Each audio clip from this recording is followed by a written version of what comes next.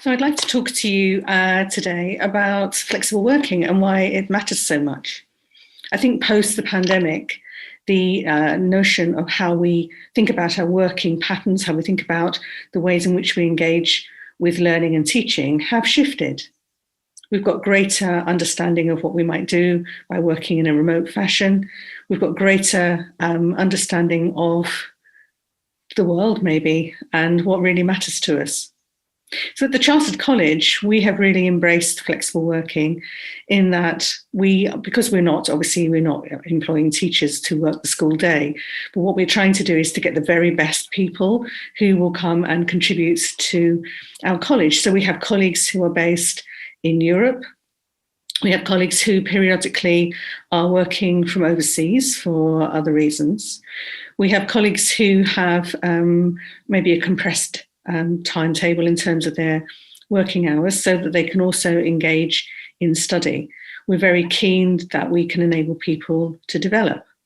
We have colleagues who are based all over the UK, and we don't see a need for everybody to travel into the office and fulfill that kind of presenteeism that office working has so often entailed in the past.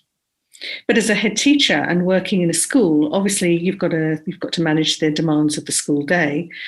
But there's something really important, I think, about also managing the demands of having the best possible colleagues that you can have working in your school.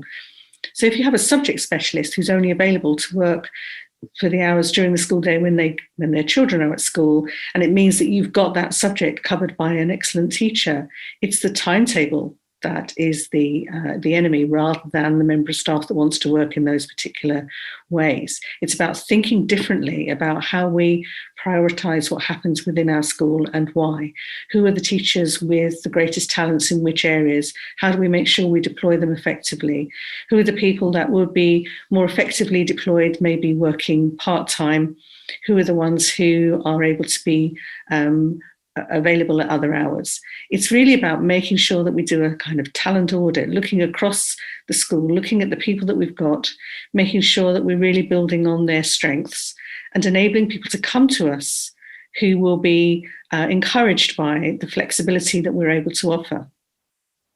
I think in the past, when I was a head teacher, there were always times when people might come to me and say, I'd like to work in a particular way. I'd like to reduce my time. I'd like to job share with somebody.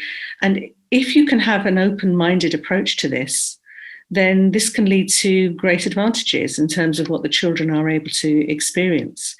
So I would say, open your hearts to the notion of flexibility.